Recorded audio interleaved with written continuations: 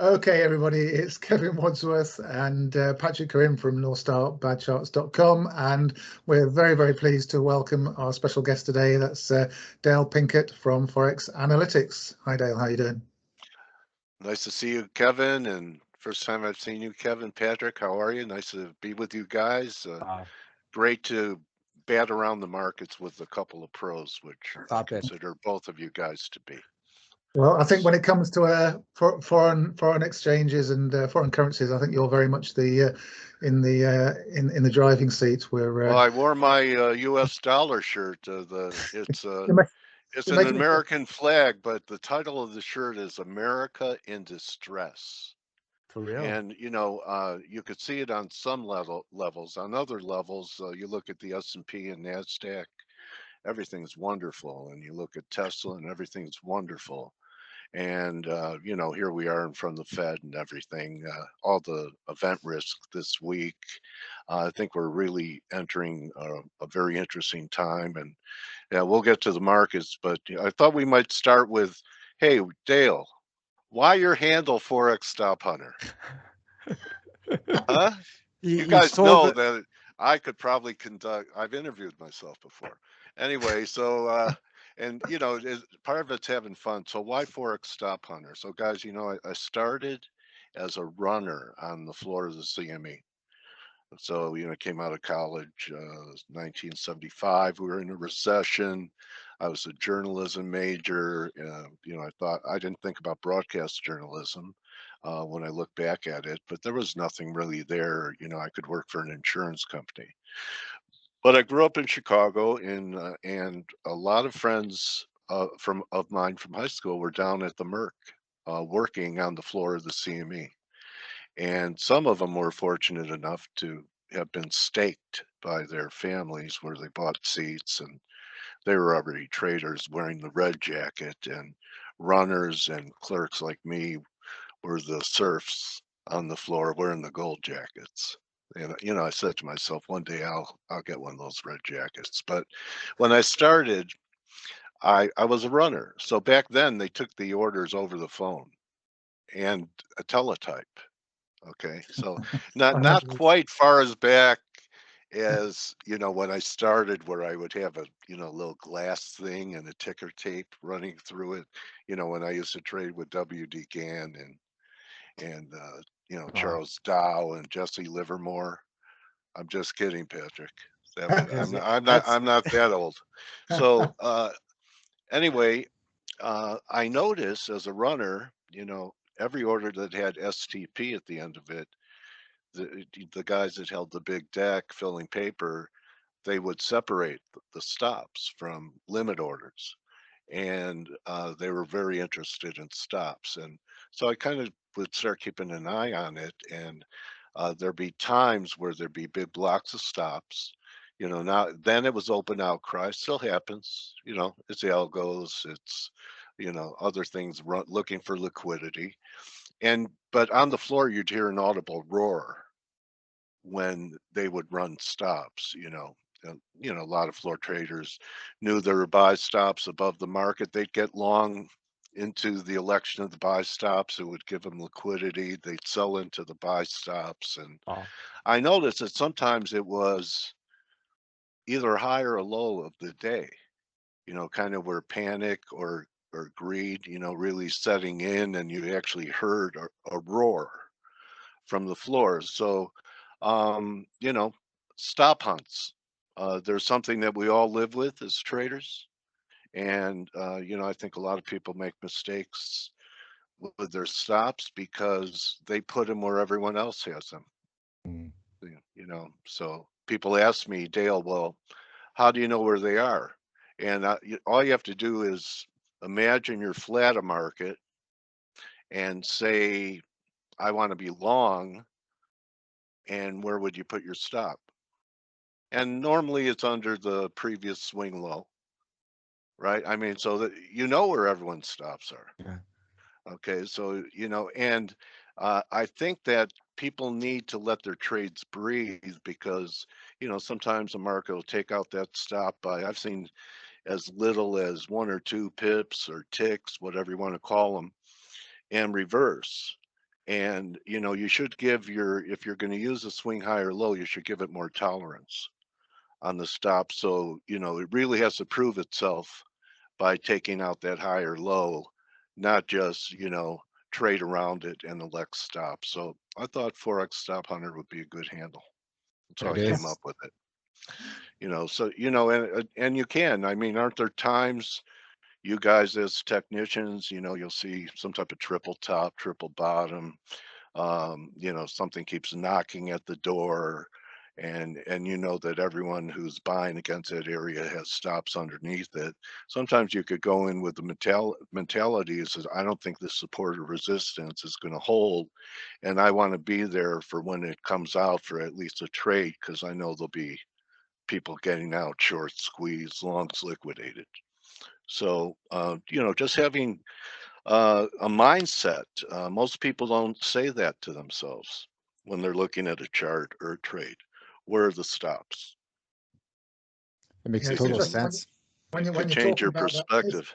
I'm just thinking of a sort of a technical chart whilst you're describing all of that, and whilst you're talking, I'm just imagining the technical chart that's behind what you're saying, and it's amazing. You sort of talk to different people from different sort of perspectives, and it all kind of builds this overall image and this overall picture, and the way people describe um, stock charts and the way they move up, the way they move down, the way they have tops and basing formations and breakouts and all the rest of it.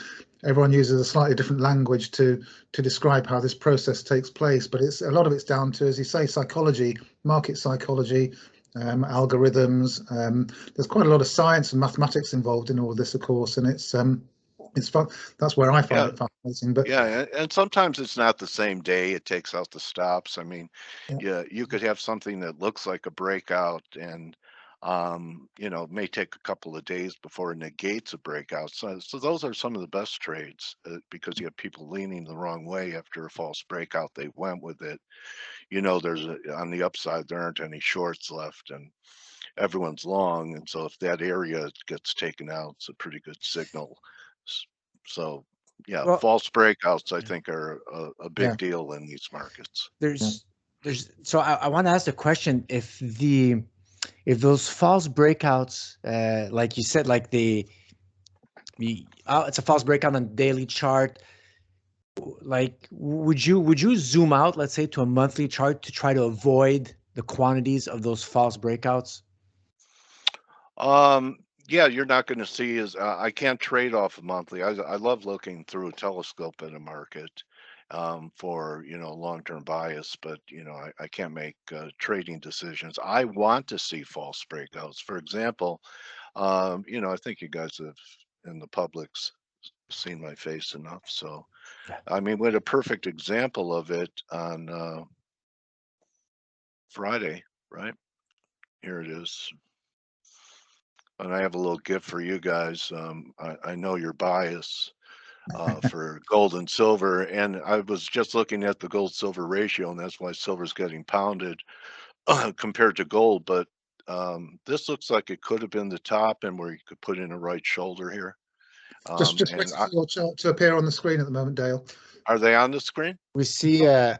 we see your Trading Gate Hub chat Oh, and I your must Skype. have the wrong one. So let me do it again. Well, okay, while Dale's setting that up, Kev, what reminds me of, it's like in the Stan Weinstein books, and he noticed also the psychology of people on horizontal breakouts is people like round numbers. So he said, if you put a sell stop, don't put it at $10 or like a round number. He says, be a little bit smarter. Put it, let's say, at 945. You know, like try to bring it down just in case. It's interesting. I was, you know, looking at Stan Weinstein's methodology, and he sort of looks at, you know, stock prices being sort of trading in that kind of sideways range at a sort of a bottom or a top, and very often it sort of carves out a curved base or a curved top, so you get those spikes above and the spikes below. So it's yeah, you do. I think you certainly do need to take those shorter, you know, those short time period spikes very much into account. Can you see my charts now, Yes, guys? we can see it all in glorious Okay. Technicolor. All right. So gold silver ratio. If I'm a silver bull, I want to see this rally end. Okay. You know, I mean, we had a not much of a retrace after this huge move. This is where you guys were geniuses, okay?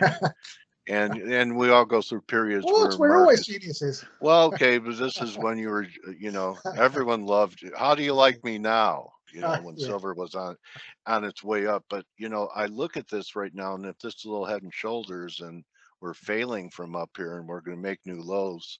I'm old enough, guys, to remember when kind of the mean for the gold silver ratio was about 40. Mm. So I mean, for years and years and years and years. But so we could be headed for 40. I don't think we'll ever see this again. Wow. But I wanted to talk about false breakouts and failures. I mean, look at the dollar Friday.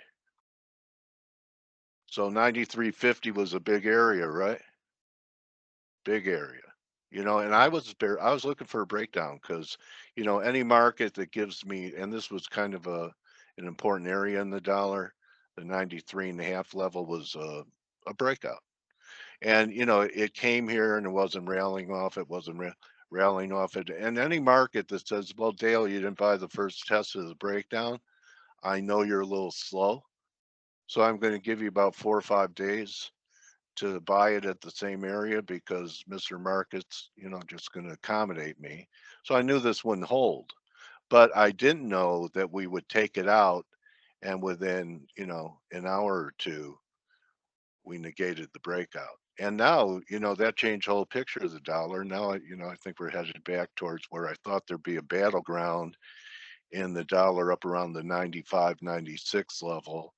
And if I was just a purist on the dollar here, you could call this, call it 89.5 and 3.5. And if 3.5 holds, you just tack on 4, gives you 97, 97.5. So I think the dollar's smelling that maybe the Fed might be a little bit more aggressive on the taper this week, instead of 10, go 15 or 20. And I think there's another push up in the dollar, and we'll see what happens to the metals. I was thinking a couple cases for silver that this looks like a neckline to me at 24.50. And perhaps during this bout of dollar strength, we're going to put in a right shoulder, put in a higher low. The only other scenario I could come up with would be a new low, some type of 3 drive that would take us down into the 20 range. And I think we're going to know soon. I think the dollar gets to those areas by, sometime in December. And we complete whatever the metals are going to do to the downside. Part of that equation is yields. And I look at the yen and it still looks constructive to me. Everyone wants to buy it here. So it won't let anyone in. And this was pretty powerful. Tie it in with yields. Right now, yields don't look like there's kind of a little break in the correlation, but yen looks higher to me. And until I think we get to 116 as a target I have in the yen, at times they do connect. Higher US dollar yen, weaker yen sometimes translates into weaker metals. Usually correlates with higher yields, and they have been up until recently, and that kind of changed a little bit last week. But this could still just be a temporary pullback in yields, because I do think that we'll visit 2%, 2.1 on the 10-year. And let's face it, it's competition for everything if that's where yields are going to, because really we've been in there's been no competition at, zero. Okay. And so, even though I don't think the stock market is topped yet, I think it's topping. And, I think that we're going to go through kind of a liquidation phase for about 5, 6 months. And, everyone thinks it's going to be the Fed guys, but I have my eyes set a little further east. I think it's going to be China. So everyone is whistling past the graveyard. with China, and G doesn't have to be reelected, so I think I could stop sharing here and Well, come back with you guys. So, check. Go ahead. Well, just on that yield chart, that was a perfect bearish expanding ascending wedge on the 10-year, Kevin, that broke down on the daily chart. That's Yeah, that feels very ominous that the yields are gonna crater a little bit there. I'm just Yeah. wondering, Dale, have you thought, I mean, you've clearly got a lot of experience and a lot of history in the market. So do you see any similarities between markets now and 70s. markets in the 1970s? I'm thinking in particular Yeah. around inflationary pressures, real yields, and the link between gold and things like, for example, the dollar index, where we seem to have got into this mindset where, we need the dollar index to fall for gold to do well. But of course, if you look back in history and you look about the They could 1970s, both go up together. absolutely, yeah. Yeah. What do you think about that in terms of? Well, I don't think you're probably talking about the milkshake theory, and I think it's just precious metals or dollar bulls excuse for how they could be long both. I think everybody, and it can happen for a period of time. I think that up until 96 or so, it's going to be a headwind. I'm not sure. I favor that this is a bear market rally in the dollar to 96, 97 and a half, maybe 98, and then we have a big multi-year decline. So I heard it, not all my thoughts are original. In fact, I don't have one original thought. I listen to I'm not a sure how lot of people do, to be people. honest. I listen to a lot of people. So check this out. It makes sense to me. And I think it was an analyst, some big wirehouse, and he said, and people were asking, why isn't gold and silver performing in inflationary times, and other commodities are? And he said that oil was a better inflation hedge, and that gold was more of a debasement hedge.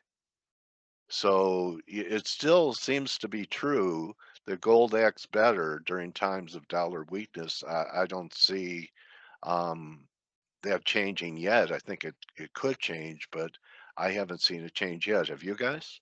Well, I think gold is kind of a fear barometer, isn't it? I think Yeah. gold performs very well during times of maximum fear. But I just, I just wonder if inflationary pressures are anything other than transitory. If inflation does begin to creep into the mix in a more meaningful way, just what kind of tools the Fed might have in the box, because clearly with the weight of national They debt, only have one. I think they only have one tool, and and that's rates. And you know what? They can't print semiconductors yeah. or anything else that is caught up in the supply chain.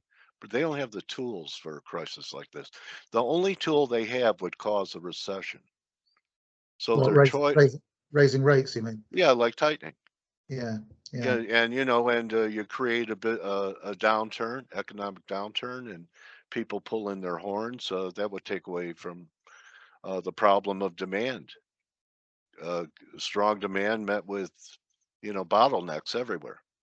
I think if you can keep ahead of the problem, then that may work. But if inflationary figures start to get too far ahead of the ability to raise rates to stop real rates tanking, then might be a bit I of an think they issue. start the taper and eventually reverse. I'm kind of in the Ray Dalio camp Yeah. that they'll try it, but if we get the kind of sell-off that I think is possible after maybe 4,700 in the S&Ps.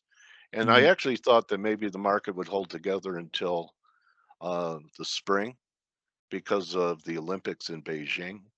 And the G is going to want to have everything look great when all the world's eyes are upon them. But I'm not sure about that. I know that I am sure that he's determined to deleverage and take the pain and not bail out his economy now. I believe he thinks it's necessary. He's not going to do what the Americans did and Western central banks, and he's going to take the pain. And his people have more of a history of enduring pain and hardships more than Western societies. I mean, for us, it was a hardship to stay home and watch Netflix.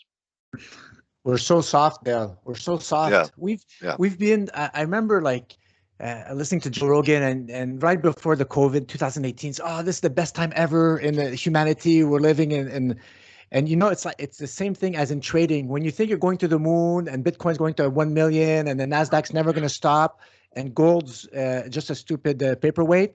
What happens when these extreme happens? It's the bottom and then it turns. Yeah. And it's the same thing. Yeah, after I've Joe never Rogan said seen, stuff look, like that, I've flip. never seen markets like this. I mean, you know, all the rampant kind of speculative SPACs, you know, NFTs, what's that? Crypto, Well, you know, I mean, you- you know, the legacy markets do not draw as much attention anymore as they used to. And, you know, a lot of crypto and a lot of gold bulls are saying the reason that the metals haven't gone is because money flow has gone to crypto instead. Do you guys believe that? I don't think the retail wow. trader makes the market. It's I have some charts there. Cryptos and crypto is a leverage play on the Nasdaq. It's as simple as that for me until there's a because we've never seen the cryptos like Bitcoin's 2011. That's when the Nasdaq exploded. So. Yeah. Well, I'll have confirmation of this theory as soon as the Nasdaq falters. Then we'll see what's what with the Nasdaq to Bitcoin ratio. But Well, for me, it's just a Nasdaq play. a The lot of cryptos the right now. crypto charts are pointing to, you know, a few weeks of upside, and then sort of December time, not looking so good, without sort of going too far with that sort of prediction. But it does look as though there's more likely to be weakness developing sort of December onwards. And I think you might have just mentioned that a bit earlier, Dale, when you were talking about the market, S&Ps, the yeah. S&P. Yeah. So if that kind of ties in with market weakness generally, then that, you know, that's kind of sort of bringing the jigsaw puzzle together, isn't it? Yeah. So Well, go ahead, Patrick. Dale, I just want to know because in 2001, I was like probably still in diapers, but how do you relate this to the 2001 .com bubble? I know we the pet.com, like I don't even know what pet.com is, but that's a buzzword. Yeah. How deep, how similar is that NFTs and pet.com? Like how do you weigh that? I don't know. What's the difference between a 2.0 quake and a 10 in magnitude of Wow. insanity and craziness? Or Wait, maybe I'm just, can't wrap my head around it. But I've never seen, you know, basically it was NASDAQ stocks. Okay, so it was .com stocks. So now it's everything. Yeah. it's worse The now, the you think? everything bubble. Yeah. Wow. So, you know, I don't know what's not going to deflate when some pin takes it out. I think the pin is China.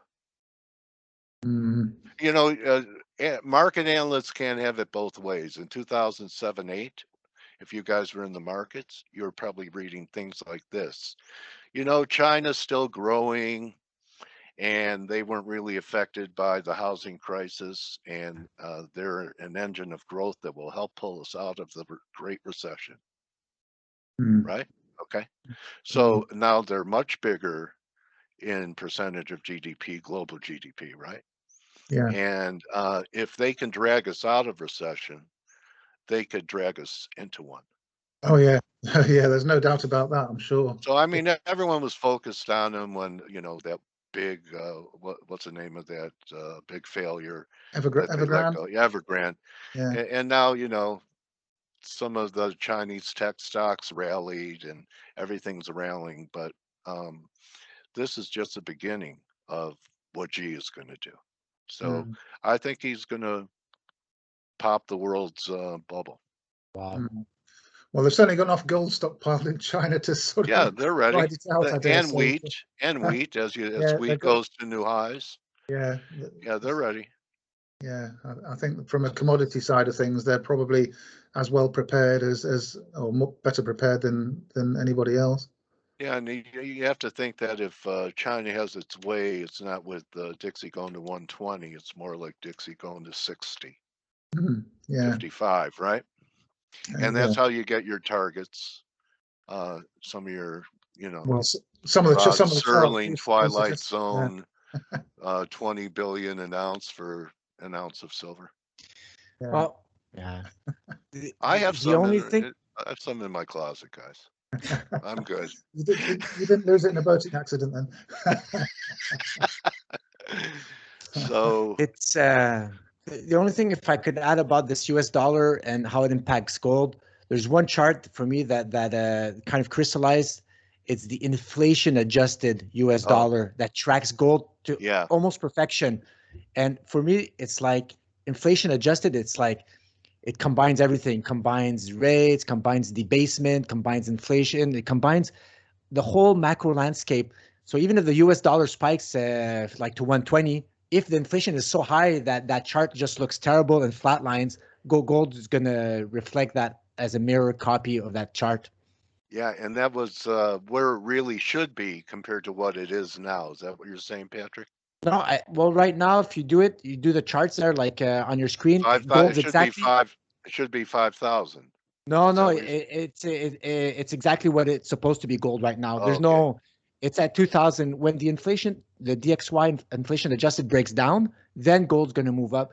But the charts right now, if you overlay them, gold's exactly where it's supposed to be. There's no conspiracy theories. There's no reason why Yeah. gold should be at 5,000. It's where it's supposed to be if you look at that chart. Okay. Yeah. All right. What? Well, There's no I conspiracy. watch the gold shares. What you want to see now, guys, if you look at things like Newmont Mining, supposed to be best of breed. Silver shares seem to be holding up better the last few days. You want to see them begin to lead. You want to see big down days in the bullion Yeah. and an unchanged reading in something like Newmont, and that's going to be a market tell for things are changing. Yeah. Look for that. Yeah, and looking for the Share 8 should years, lead. looking for the 8-year cycle low for gold as well. The 8 and 16-year cycle lows. So 2016, the next 8-year cycle lows should be somewhere in about 2024. So always need to keep that in the back of our minds as well. Movements up between now and 2024 likely to lead to a pullback of some sort around that time period.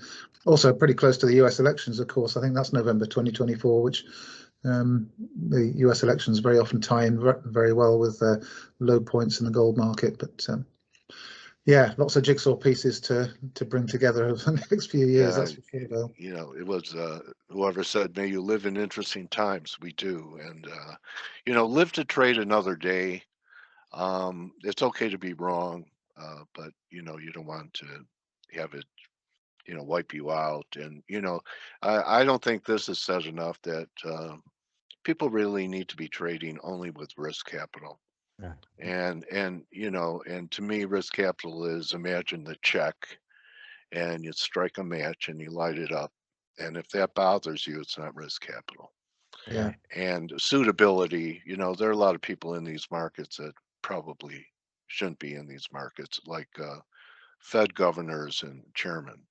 In fact, you know, that's kind of a joke. I've been saying, you know, I asked my nephew what he wants to be when he grows up. And he said, well, watching your life as a trader, Dale, I think I'd like to be a Fed governor or chairman. So anyway, that's an amazing thing. So we're seeing unprecedented things. Who knows what's going to happen with the Fed? And that's also a next year, you know, late in the year, early next year thing with whether Powell stays or not.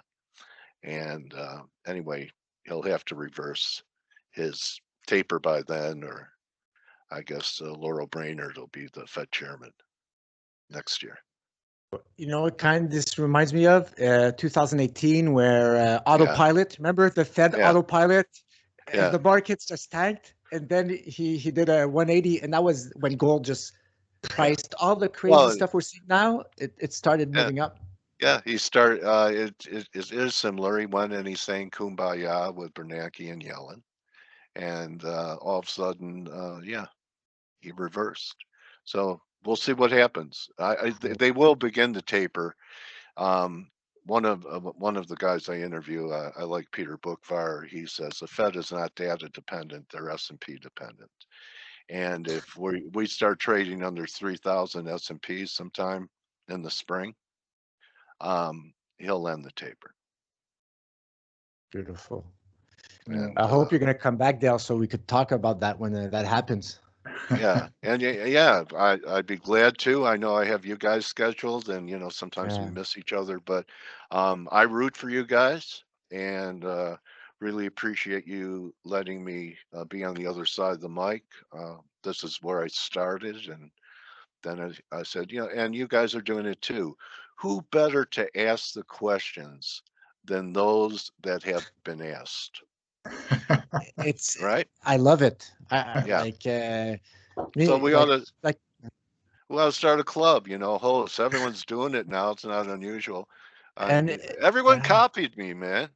you're the What, huh? you're the original gangster, Dale. That's a compliment, Dale. That's a compliment. Anyway, I had a great time talking to you guys, and really let your trades breathe. You want to get to the level where,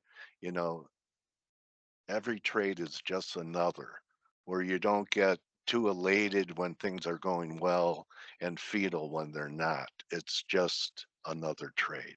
That's where you want to get. And I'm working on it.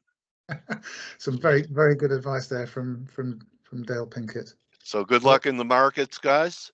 Yeah. Thanks, Dale. We're gonna put the your links there so everybody could go follow you on the Forex Analytics on your Twitter and TradeGate Hub.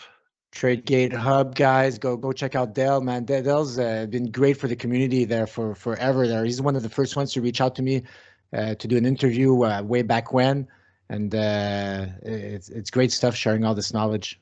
Yeah, what I was going to do, and we'll save it for another show, is RSI gets a bad name, and because people use it wrong. They use it for shorting overbought and buying oversold, and there are it could be a great tool in both going with the trend and seeing inflection points. So maybe next time. You know what, Dale? There's one thing that really annoys me as a sort of a mathematician and a scientist when people talk about RSI. I just wish they would stop talking about overbought and oversold, because it gives the impression that when RSI is at a high reading, that it's time to get out, and when it's at a very, very low reading, it's time to jump in, and that is completely the wrong way of looking at it. Yeah, I look for confirmation. So when price and momentum confirm, it's rarely a high or a low. But it does tell you to buy the next reaction or sell the next rally. Yes, exactly. Yes. Right. So you already know. Yeah. Where'd you learn that? Where'd you learn that? Well, believe it or not, as a weather forecaster, I learned that kind of stuff. So okay.